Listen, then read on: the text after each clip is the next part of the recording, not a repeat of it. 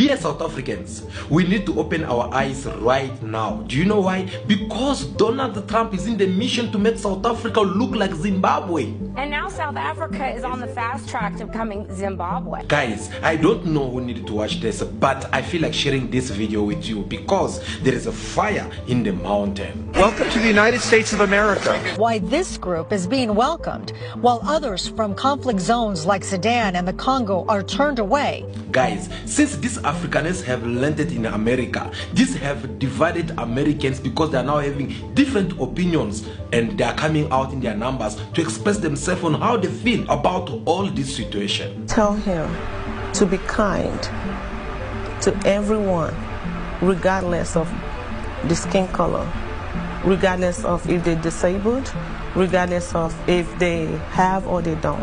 I think it's very unfair that he wants to deport other people, but you want to bring in other people. Like, that doesn't make any sense to me.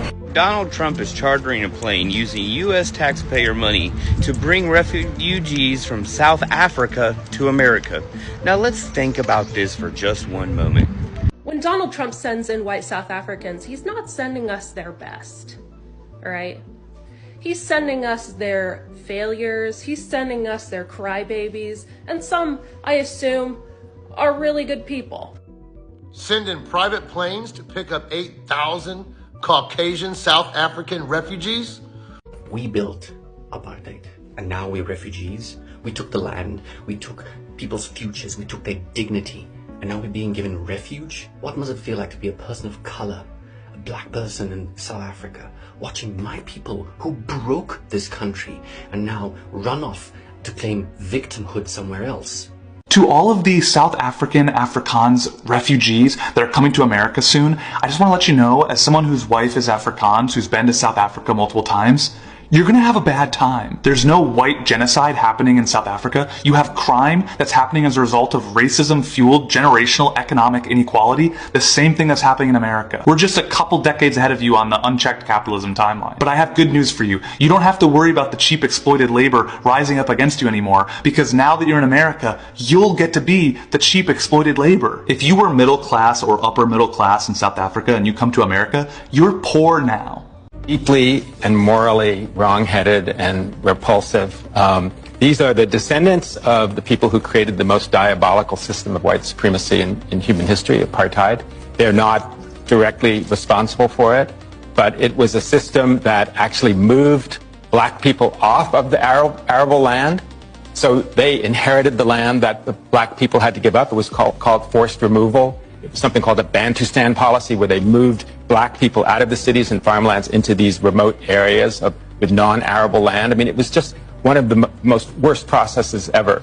But what has happened in this strange, bizarre world we're living in is that the Afrikaners have become the darling of these right-wing, white supremacist movements around the world. Trump amazingly called it a genocide, one of the worst lies I've ever heard him say. There's just been a small handful of farmers that have been killed over the past 10 years. No land has actually been expropriated. There is no white genocide.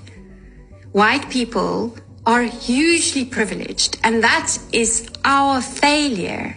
I spoke to some matriculants from Hanover Park, I think about 10 days ago, and I actually got tearful when I said to them that I apologize on behalf of my generation that we haven't done more to dismantle the long tentacles of apartheid. Yes, indeed. Americans seem to be not happy about this whole entire situation, which is being created by Donald Trump and his boss, Elon Musk. His name is Elon Musk. Elon Musk. Because we all know the refugee international rules, how it goes in order for you to seek for an asylum or refugee status in any country around the world.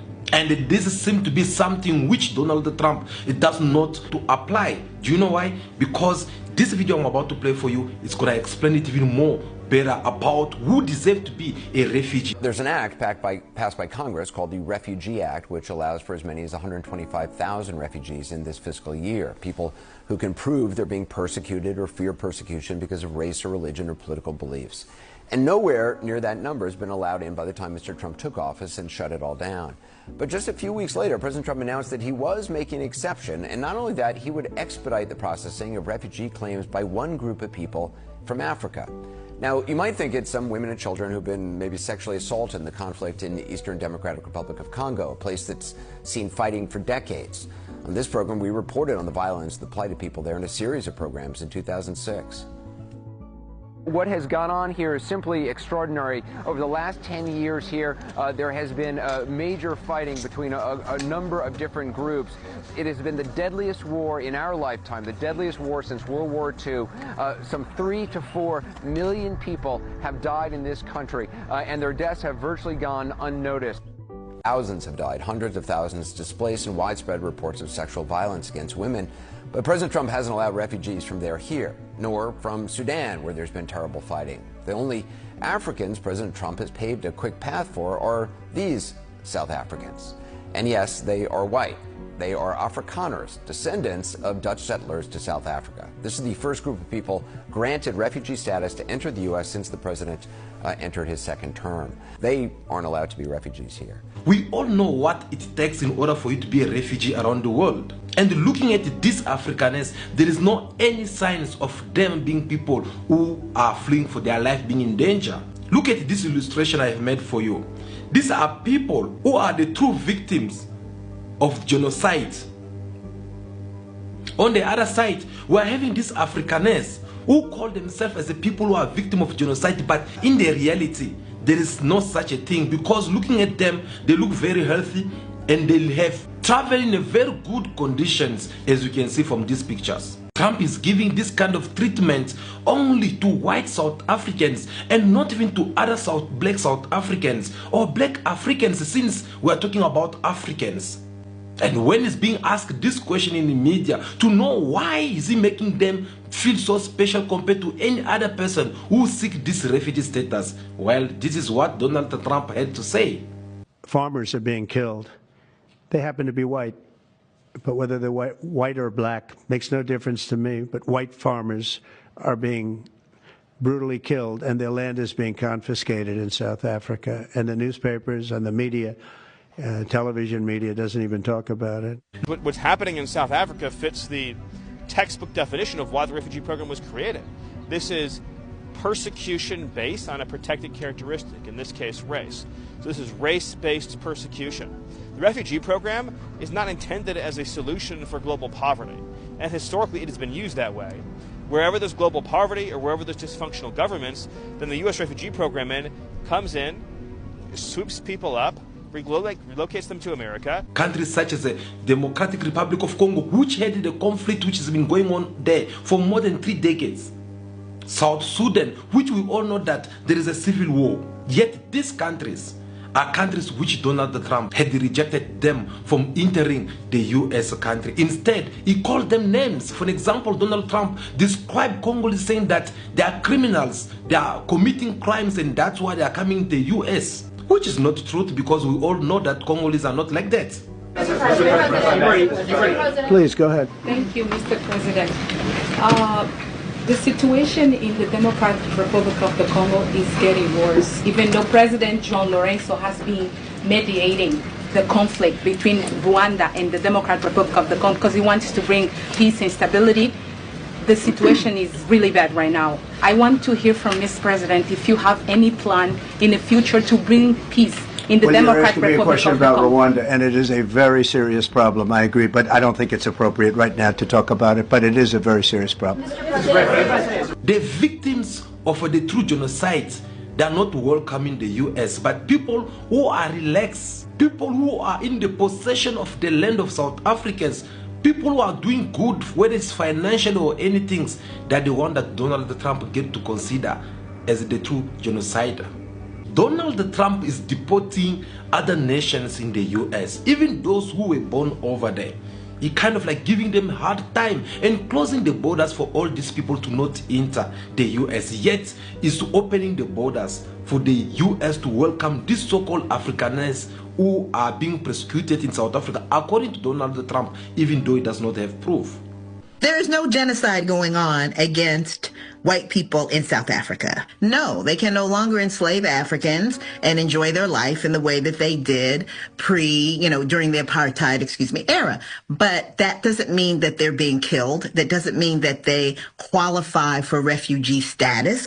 Nick, you say this whole situation upside down. The idea that there's a genocide of white farmers, I mean, why do you think the Trump administration is doing this?